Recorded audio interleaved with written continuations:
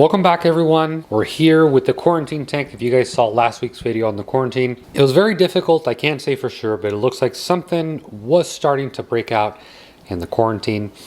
Good thing is we have about a week and a few days to go. I'd say about a week and a half to go. Today is the 24th. Tomorrow is the 25th, and it's probably when you guys are seeing this video. So we still have all of the following week. And on January 5th or 4th, I gave it an extra day. But January 5th is when it is 100% complete. So just really quick to give you guys a rundown on briefly what's been done. I'm going to be doing a video going into a lot more detail. But we reached full therapeutic level on the 6th. We maintained full therapeutic till the 5th. In between that, we started also doing general cure. There was a dose here, then a water change to take out some of the general cure. Then for the following week, we did another dosage of general cure in the water column here and here. And then Saturday, did a water change to remove that. On Monday of this week, we actually started feeding general cure with focus in foods, mixing that together. And that's going to go on for all this week till the end of next week, which is going to be January 1st. Once that's complete, we're just going to pretty much have copper in there for the 2nd through the 5th at full therapeutic and just holding till we reach that. What I will do to get the fish out so you guys are able to see them is feed them. So this is actually the mix that I made. It's general cure and focus pre-mixed in here. Hopefully they eat. They're quite nervous. They're not used to seeing my hands be bouncing around as much when I'm shooting a video. Let's see if they pick that up. Oh, there they go. So they are accepting food. And again, this food is already medicated. I'll show you guys here. One of the biggest joys of quarantining fish, at least for me, is feeding them, seeing them go absolutely berserk when they're eating. So I'll try my best to not move my hands as much so they don't get as freaked out. As you can see, they eat very aggressively, and the main reason we're doing general cure with focus in the food is to deworm them, to get any internal worms. The easiest way to see if fish have worms is by their poop. If it's white stringy poop, you almost probably have a fish that has internal worms. So to briefly talk about the video that went up last Sunday, I want to make it very clear because I pinned my comment on the very top of that last video I did, and there was still people pretty much saying, wait, as you guys know, I purchased the fish from Ocean Devotion. I purchased them all except the yellow eye. So the fox, the blue, and the sailfin all came from Ocean Devotion. What the comments were people were saying, I thought they quarantined fish, so why are you having to deal with this issue? Well, first and foremost, Ocean Devotion does offer quarantine fish, but you're also able to buy non-quarantine fish.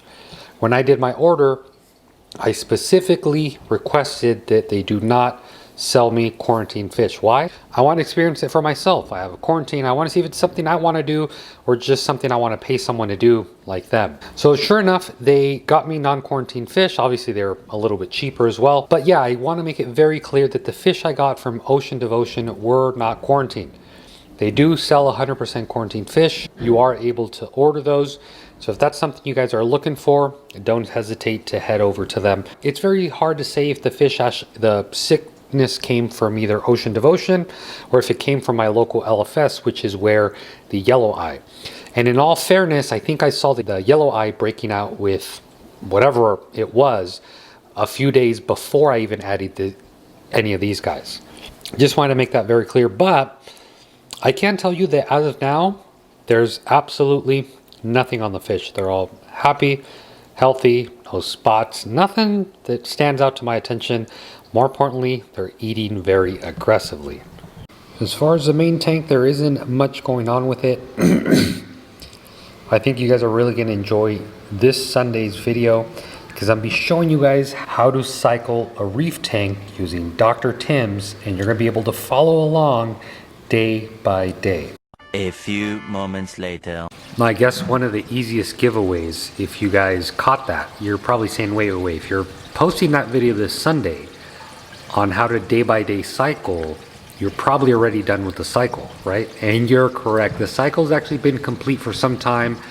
I've been really backlogged with YouTube videos. Pretty much, if you guys remember, I was waiting on a ton of equipment to arrive between the 80/20, the plumbing, the this, the that. You know, we were waiting, and all of a sudden, everything started hitting just before December. So that really backlogged me, but no worries, we're almost caught up. I think I'm only backlogged about 1 to 2 videos as of now, which I'm be able to grab that footage and put it into one update. So pretty much from this point forward, everything you're going to be seeing is almost up to date, because the past few videos I've actually, what you've been seeing is actually weeks behind. And I can certainly say that the cycle is officially done. So that video, I'm gonna cover that in full detail. With the tank already being cycled, you can see the skimmer is pulling out some really nasty, gunky stuff. Obviously, I'm gonna have another video where we talk about how the cycle was, how, you know, the main things I picked up. During the cycle, I did cycle it with the lights off. So I recently turned on the lights, and I've been seeing some interesting stuff come out, which we'll talk about a little bit later. So another thing I also want to talk about is the Pax Bellum. I've been seeing a few people commenting, wondering, or not knowing that you can actually run a Pax Bellum inside the water. You absolutely 100% can. Pax Bellum says there's no issues if you want to do that. Most people run them outside. Why? Well, I mean, it's a beautiful piece of equipment. Me personally, I'm always going to be cleaning it. It's going to be a little bit more work, but it's either run it here or run it in the cabinet next to it. But guess what? You'll never see it. And I figured such a beautiful piece of equipment like this, I figured why not be able to see it? So that's why you see it here in this compartment. This compartment originally from Bash C is supposed to be a refugium, but obviously you don't need to use it like that. I guess in the future, if I start getting some pretty crazy growth, I can move this next to the tank. Right now I have young kids, so good luck trying to put this next to the stand. They're gonna mess with it, and yeah, it wouldn't be good. But once they grow up, maybe I'll be able to put this next to the stand, and we can certainly make this whole spot here a frag section. Because this here, believe it or not, it's about a 20-gallon system, just this compartment on its own. So we'll see how that does. And I think just as of about a week and a half ago, finally the microbubbles stopped going into the main display. As you guys know, anytime you're breaking in the skimmer, tons of microbubbles will leave and obviously go into your return, and from the return go into the tank. So luckily we're past that point. The great white is for sure broken in. One thing I do want to say, this one being the DC version, it's so much nicer. I think this is my first ever DC controllable skimmer. All I can say is for sure DC is not only the way to go in return pumps, but certainly the way to go even in skimmer pumps. So this coming week, I am going to be ordering some silicone tubing to put the Pax Bellum online. I'm going to be getting some clean Kato from Algae Barn. So what I'm going to do, I'm going to get some silicone tubing running from there down into here. And then I've kind of already plumbed the back end. This is going to be the return. So I added this piece, and this is going to have a silicone piece just going under the water line so you don't hear splashing. And that's obviously going to be draining the water. A debate I was having with myself was, should I hard plumb this? And maybe I'll ask you guys. Would you hard plumb something like this that needs to get serviced at least once every 3 weeks to 1 month? Personally, I didn't want to be dealing with that. I mean, I guess I could put unions and so on. I felt not only that, but anytime you do hard plumb something, you're going to lose a little bit of flow. So I figured having a silicone hose run from there to there, and then with the easy disconnects that they provide you, it should be very easy to maintain and should be very simple to take this whole thing out to service it. So I don't know, let me know what you guys think. Do you think I should hard plumb it, or should I just run the silicone wire from there to here and then kind of be done with it, and it should be easy to work on? The last big component I do have is going to be to add the UV sterilizer. Now for the UV sterilizer, I'm actually still debating. Obviously it's not here, it's in the garage. I'm either gonna mount it on this side, I'm either going to mount it on the top or the underside here of the cabinet. Or another thing I recently saw Dev Reef Dudes actually do, which was super great, he actually gave me an idea, was just mount it inside the sump. You hard plumb it to a pump either on the bottom or in my case a manifold.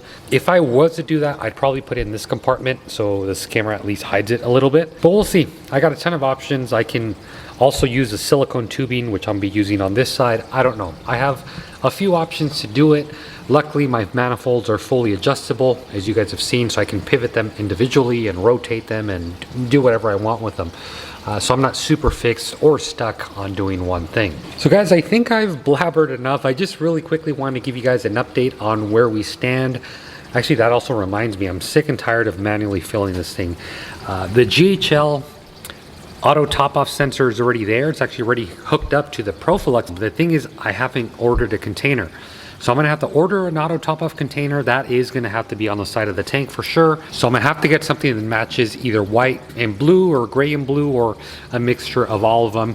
So then I can finally make the GHL auto top-off operational, so I no longer have to be adding water to this. So that's gonna be it, guys, for this week's video. I really hope you guys enjoyed it. If you guys have any questions, comments, or concerns, leave them down below. Let me know in the comments, what do you guys think? Should I hard plumb the Paxbellum, with the 90, get a union in there to make it kind of easily removable, or just do the silicone tubing with their quick disconnect that they ship with out of the box? That's these here. So yeah, let me know in the comments below, guys, what you guys believe I should do. I thank each and every one of you very much for watching. As always, happy reefing.